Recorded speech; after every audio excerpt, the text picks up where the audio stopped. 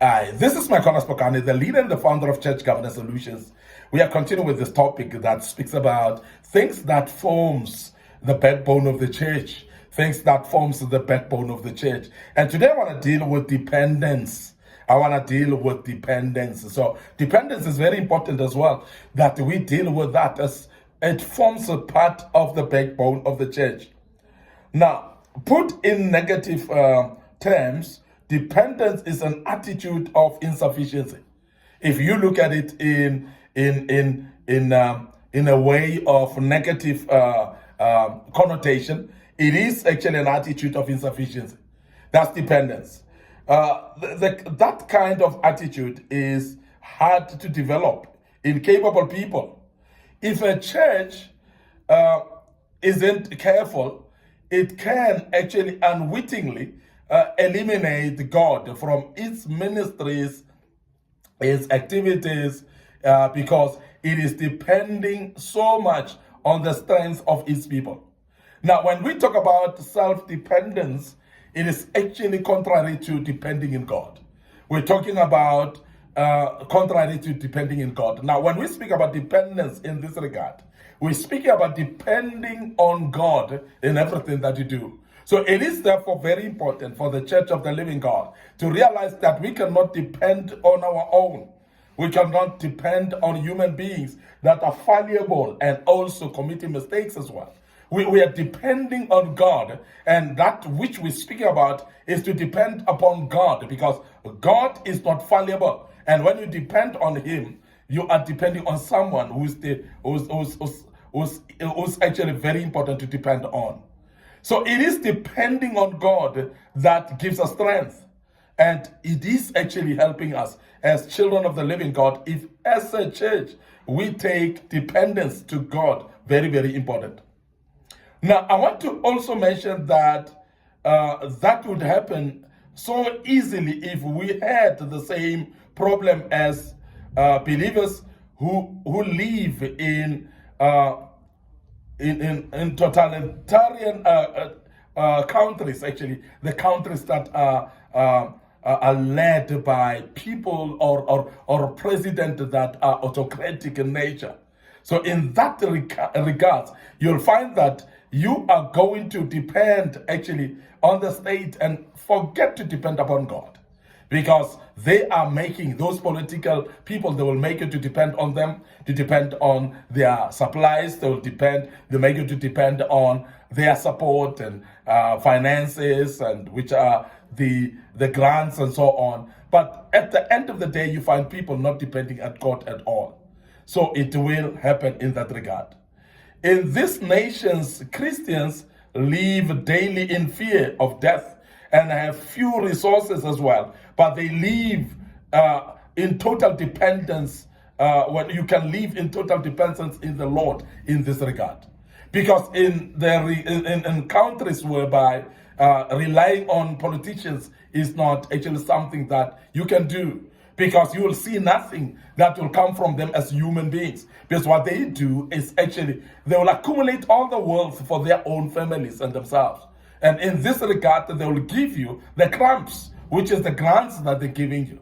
But at the end of the day, that is not eliminating poverty.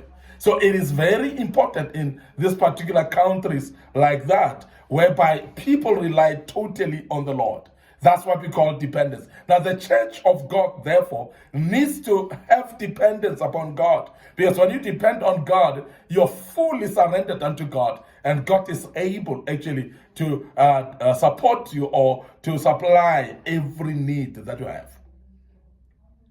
Those of us who have been abundantly blessed by God, on the other hand, can easily forget God as well. We can easily forget Him. But only those people sometimes that are lacking and have got nothing on the table and sometimes go for days without food. These are the people that are appreciated generally, and they are able to depend upon the Lord.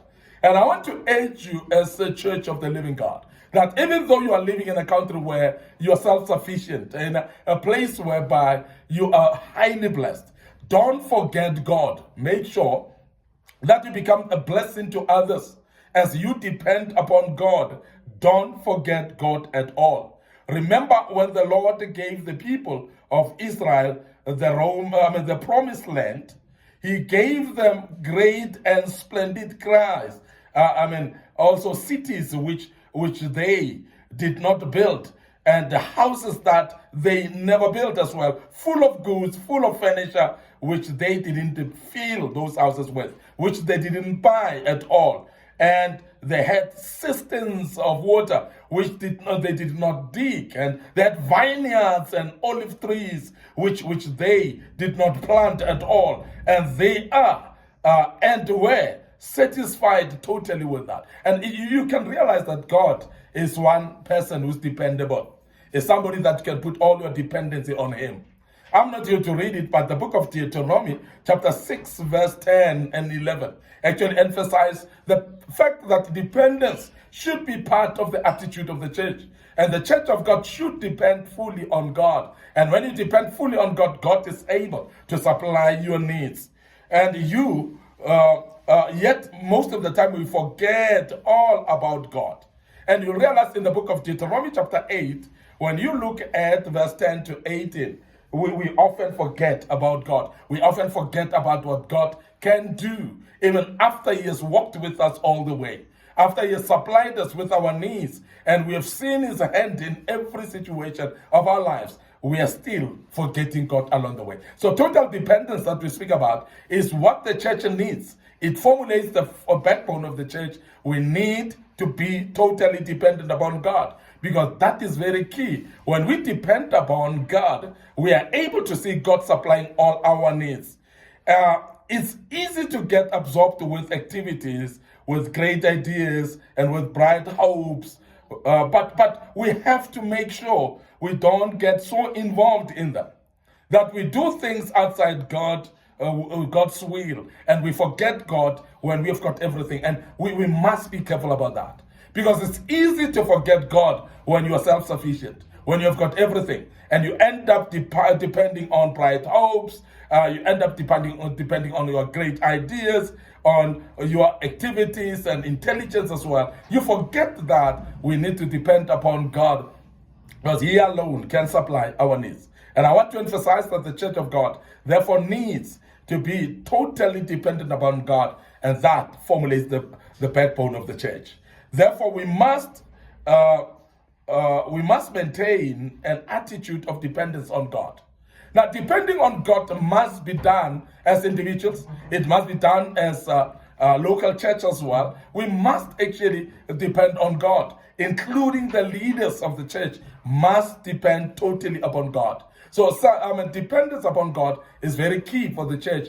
And when the church doesn't depend on God, they are depending on their own ideas, as I said. They depend on their own minds and things that they do. But it is very important to continue depending on God himself.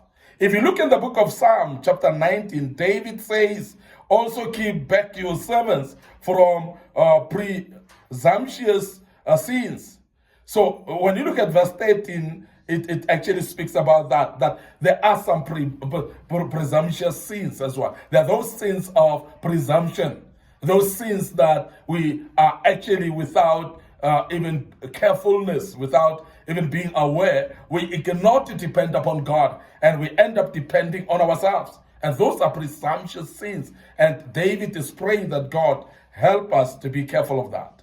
It is so easy to do things without relying on God. It's so easy to do things without even praying, without even asking God for guidance, without asking God for leading. And sometimes it's when we are self-sufficient and we got it all, and we think that we don't need God in our lives. And this is the reason why the Bible speaks about it is difficult for a rich man to go to heaven. Because what it says it's even better a camel to go through a needle's eye. What does it mean? It means that it is easy to forget God when you are self-sufficient. And that is why many rich people forget God. And many rich people claim not to need God in their lives. In decision making, it is important that you pray to God with patience and commune with him until you know that whatever you do will be in accord with his work. We don't just willy-nilly do things. We must rely on God. That everything that we do, we know that God has given it a thumbs up. God is supporting us in it, and he is part of every walk that we take. Very, very important to depend on him.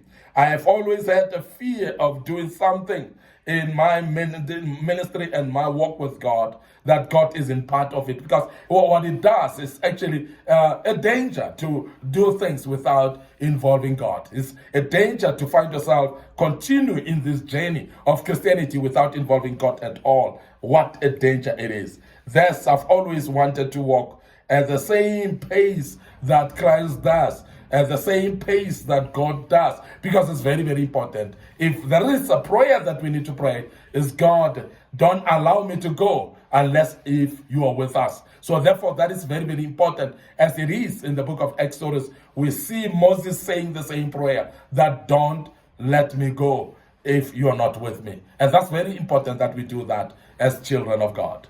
When we look at how God does things, God always wants to be part of our lives. God always want to be part of our decisions. God will always want to be part of what we are doing. And therefore, he is actually urging us to be partners with him, which is very important. So dependence, complete dependence upon God, help us to be partners with God in everything that we do. It is very, very important that we do that. So when we are looking at the importance actually of walking with God, it is because we are safe in the hands of God. We are safe under the shadow of his wings, and we are protected there as well. And that is the reason why we need to walk with God. So I want us to also remember that prayer is a key element in preventing presumptuousness. It's actually a key element in preventing us to have presumptuous sins. So therefore, it is very, very important. When the disciples asked Jesus to teach them how to pray, he said, when you pray, say, Father who art in heaven, hallowed be your name. Why? Because it is very important to involve the Father who art in heaven in everything that we do. In the book of Luke chapter 11 verse 2, it actually outlines exactly what we're talking about. When you say, hallowed be your name, you are saying, Lord, let your name be glorified. Let your name be worshipped. Let your name be exalted. And that's very important. In other words, you are including God in what you're doing because you want his name to be involved. The prayer continues by saying, your kingdom come.